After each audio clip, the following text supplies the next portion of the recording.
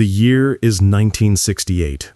Deep inside the heavy emerald darkness of the A Shau Valley, territory claimed by the Democratic Republic of Vietnam, the air hangs thick like a wet blanket. Through the jungle floor, a three-man Viet Cong hunter-killer team moves silently. These aren't fresh recruits. They are battle-worn survivors who have lived through French patrols, early American advisors, and the endless thunder of B-52 strikes.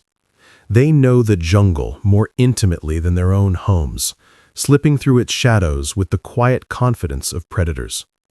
Their sandals barely disturb the rotting leaves beneath them. The point man suddenly freezes and raises a clenched fist. 50 meters ahead, partially hidden by dense foliage, a group of American GIs trudges through a stream. Their discipline is sloppy, and their silhouettes are clear against the shimmering water. It's a perfect ambush. Min signals the men on his flanks and slowly unshoulders his rifle, a Chinese Type 56, the local variant of the AK-47. It is rugged, dependable, and practically worshipped by its users. In Vietnam's mud-soaked battlefields, this weapon is life itself. Min has trusted it for years without a single failure. He pulls the bolt back, chambering a 7.6239mm round. The metallic click is a reassuring sound, the sound of power. He steadies his aim against the trunk of a banyan tree and exhales. His finger tightens. He expects the familiar kick, the harsh rhythm of automatic fire that will send the Americans diving for cover.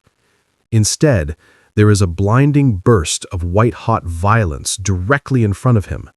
A thunderous explosion erupts, not downrange, but in his own hands. The receiver splits apart like shattered glass. Shrapnel, flame, and fragments of metal rip backward into his face and eyes.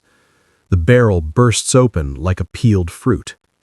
Min collapses, screaming, a raw, inhuman sound that echoes through the valley and instantly alerts the Americans. His teammates freeze in horror. The weapon they trusted, their lifeline, has turned against them. Min writhes on the ground, hands mangled, face drenched in blood. The Americans unleash a storm of blind gunfire into the jungle. The Viet Cong squad does not return fire. They are paralyzed not by the bullets around them, but by the twisted, smoking ruin lying in the mud. It looks like lightning struck it. They drag men back into the trees, retreating through ferns and vines. Confusion sweeps through them as the adrenaline fades. Examining the remains of the rifle only deepens the mystery. The bolt carrier has been torn in half. The upper receiver is missing. The chamber looks as if a bomb detonated inside it. Why? The round was standard, the rifle was standard.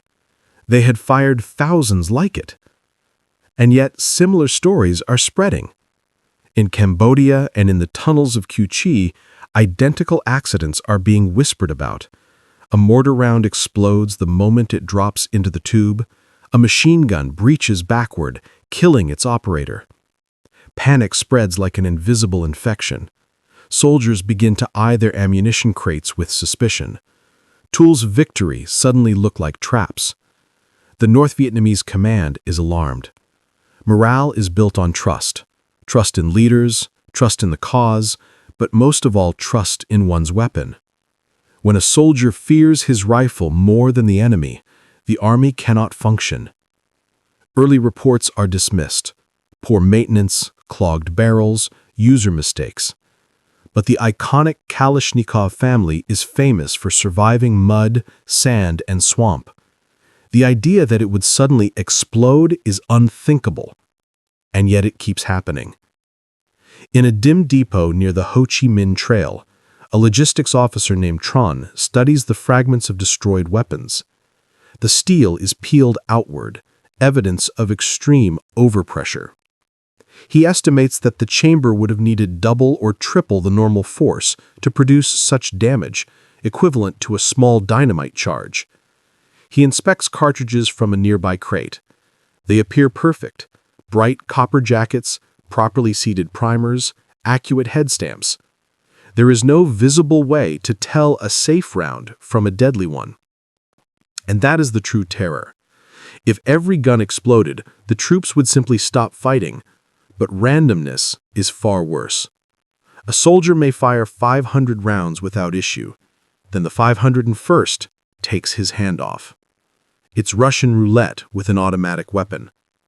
Tron writes a trembling report suggesting humidity might be destabilizing Chinese gunpowder. It's reasonable. It's scientific. It's dead wrong. Rumors spread that China is sending defective ammunition. Political officers try to suppress these whispers with ideology and punishments. But no lecture can erase the sight of a comrade losing a hand.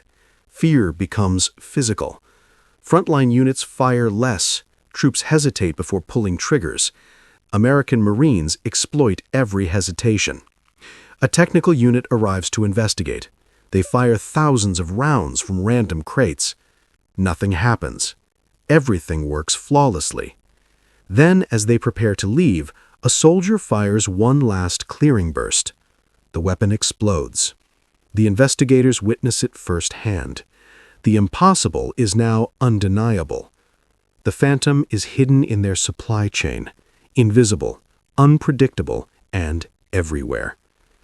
Leadership is thrown into crisis. No trust means no army. Mass testing begins. Steel samples, metallurgy checks, powder weights, pressure tests. Everything is perfect. The bullets are normal, the guns are normal, the weather is irrelevant. There is no logical explanation. Paranoia fills the void. Commanders accuse quartermasters of sabotage. Supply officers are interrogated. Trust evaporates across the entire military structure.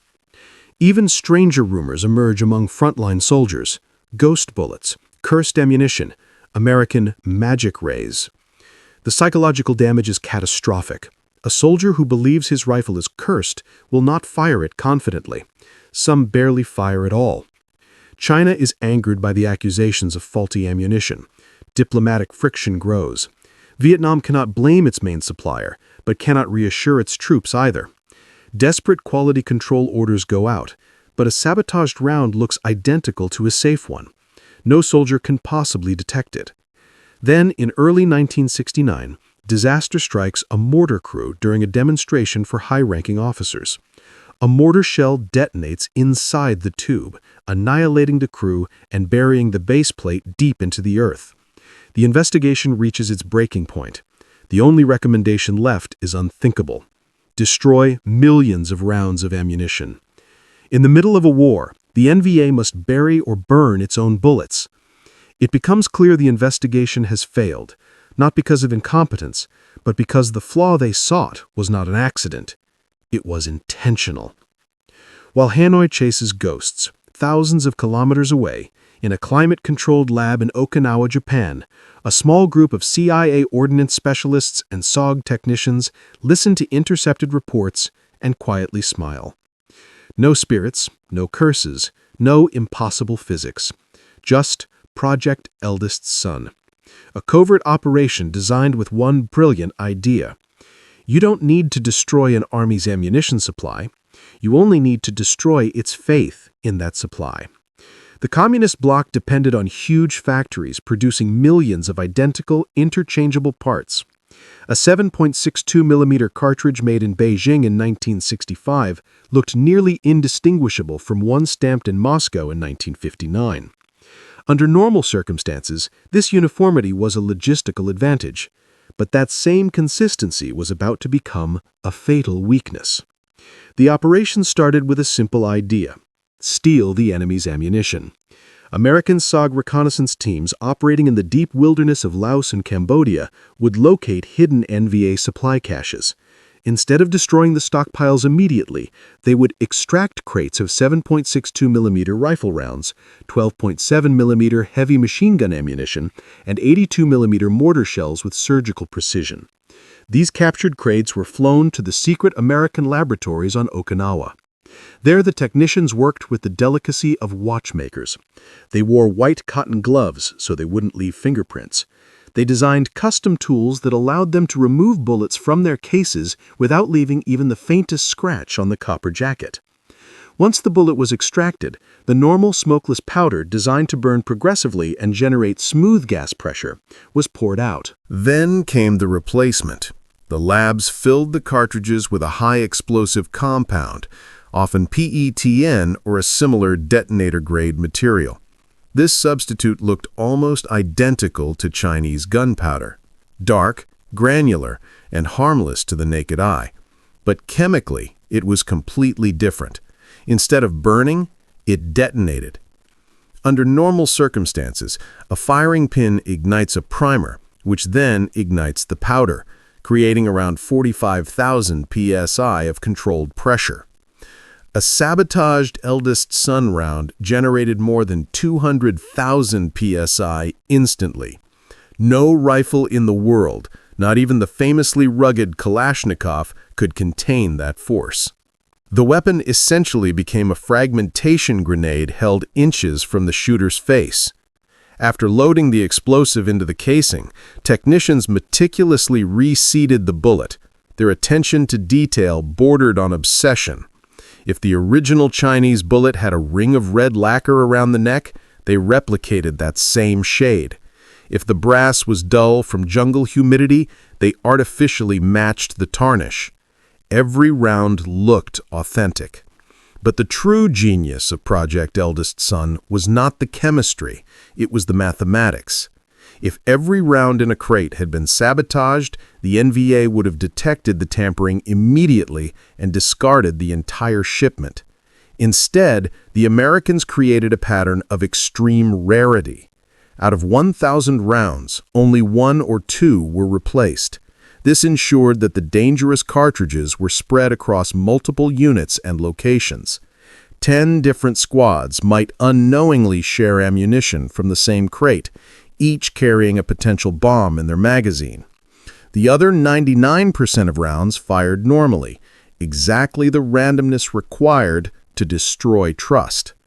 The effect on investigators was devastating.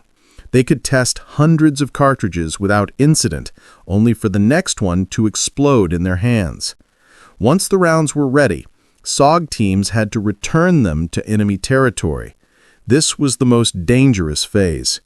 Green Berets would infiltrate back into NVA-controlled zones, locate the same ammunition dumps, and use a method known as salting.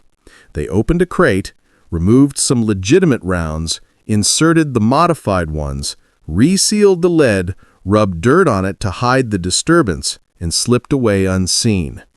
Sometimes they carried a spiked magazine during operations.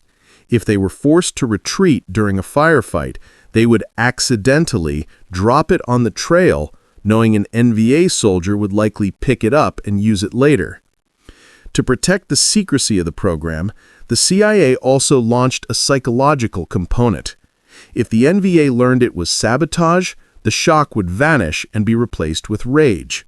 So the Americans crafted forged documents and leaked them through double agents in Saigon. These papers described supposed manufacturing defects in Chinese ammunition factories, praising Soviet rounds while subtly criticizing Beijing. This played directly into existing Sino-Vietnamese tensions. When NVA commanders read the forged memos, their fears seemed confirmed. The exploding rifles were blamed on Chinese negligence, not American sabotage. The U.S. had not only tampered with ammunition, they were quietly driving a wedge between two communist allies. The strategy was brutally efficient. America spent only a few dollars worth of explosives to neutralize millions of dollars of enemy supplies. While the Pentagon deployed billion-dollar bombers, a handful of technicians in Okinawa were causing comparable disruption, using tweezers and a few grams of explosive powder. By 1969, the physical sabotage was fully operational, but the psychological strike had not yet peaked. That moment arrived with another forged document, this time crafted to appear as a top-secret directive from the North Vietnamese High Command. The SOG Technical Division replicated everything: the stationery, the typography, the phrasing, and the internal structure of official NVA communications. Directive 102 acknowledged the regrettable incidents involving exploding rifles, but blamed them squarely on Chinese factories. Even worse, it stated that the defective ammunition could not be recalled due to wartime shortages, and soldiers must use it regardless. To ensure authenticity, SOG teams didn't airdrop the papers. They planted them covertly in abandoned command posts, on the bodies of couriers, and in locations that ensured the documents would be discovered. The instant psychological effect feels immediate. Officers and soldiers felt betrayed. Radio intercepts revealed commanders refusing shipments of Chinese ammunition. One furious officer shouted over the radio, "I will not allow my men to die because of factory mistakes." The Americans had achieved their true objective, turning the NVA's anger inward. The leadership tried to control the panic. They issued orders banning the use of any ammunition not taken from sealed crates. This crippled guerrilla logistics, which depended heavily on scavenged ammunition. Soldiers walked past perfectly usable rounds because they were too afraid to touch them. Testing protocols followed. Units were ordered to fire sample rounds from each crate. But SOG had anticipated this.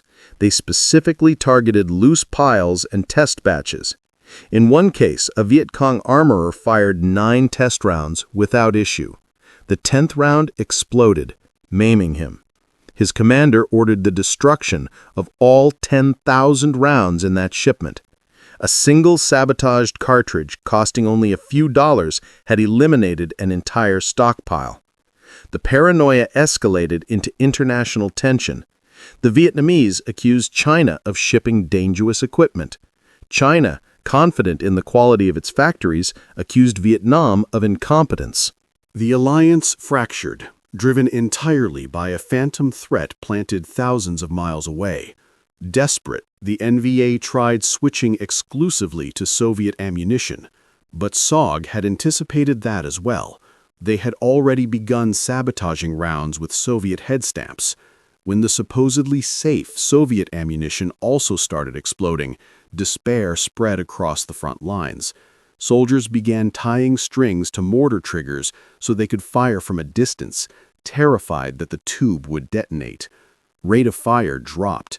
Accuracy collapsed. Units became slower and less effective. By the time the NVA leadership realized the scale of American sabotage, it didn't matter. The damage was psychological, not merely mechanical. Even truth could no longer reverse the fear. Admitting the sabotage would only prove that the Americans could infiltrate anywhere. When the U.S. began withdrawing from Vietnam in the early 1970s, Project Eldest Son stood as one of the most cost-effective operations in modern warfare. Across the program, roughly 11,565 rifle cartridges, 556 heavy machine gun rounds, and around 2,000 mortar shells had been modified. Compared to the billions of rounds fired in the war, these numbers were microscopic. Yet that tiny percentage contaminated the entire system. The crucial statistic wasn't the number of soldiers killed by exploding rifles. It was the immense quantity of good ammunition the NVA destroyed out of fear. Entire depots were abandoned. Convoys reversed course. The flow of supplies down the Ho Chi Minh Trail slowed to a crawl, not through bombing, but through terror. America spent pennies. North Vietnam and China lost millions. A few grains of explosive powder achieved what entire air wings struggled to accomplish. It was asymmetry in its purest form. The conflict is usually remembered as a standoff between superpowers, nuclear missiles, giant tank divisions, and the race to the moon. But the story of Project Eldest Son reveals a different form of American power, a triumph of creativity over mass production. The Soviet and Chinese military philosophy revolved around collectivism. Their strength came from uniformity, millions of identical weapons, millions of identical rounds, and soldiers trained to obey without question. Their strategy depended on overwhelming the enemy through sheer volume. The Kalashnikov rifles symbolized that mindset: simple, cheap, and nearly identical no matter where it was manufactured. The Americans understood they could never compete with communist forces numerically in a ground war across Asia, so instead they exploited the enemy's greatest strength, standardization. By introducing a flaw that looked identical to genuine ammunition, they attacked the psychological core of the collective model. They proved that the communist system could build 1,000,000 rifles, yet could not guarantee that a single one was safe to fire. This exposed a deeper weakness within the communist chain of command, a rigid structure incapable of dealing with subtle threats. When the mysterious weapon failures began, North Vietnamese officers and their Chinese advisors reacted with paranoia rather than analysis. Their system was not designed to question its own logistics. They were conditioned to search for political betrayal, spies, defectors, internal enemies, rather than consider technical sabotage. In this sense, the Americans understood the psychology of their opponents better than their opponents understood themselves. The impact of Project Eldest Son continued long after the Vietnam War. The distrust it created between North Vietnam and China contributed to the collapse of their alliance, eventually erupting into the Sino-Vietnamese War of 1979. The seeds of that conflict were partly nurtured by the belief that Chinese ammunition had been deliberately dumped on Vietnamese troops. The psychological damage to NVA veterans never fully faded. Years after the war, stories circulated about the cursed period when the jungle seemed to reject their weapons. It became a dark piece of folklore, a chilling tale passed down by elders warning younger generations about the horrors of conflict. The operation was so effective that it was later declassified not out of embarrassment, but out of pride. It remains a striking example of psychological warfare, a demonstration that you do not need to destroy an enemy's stockpile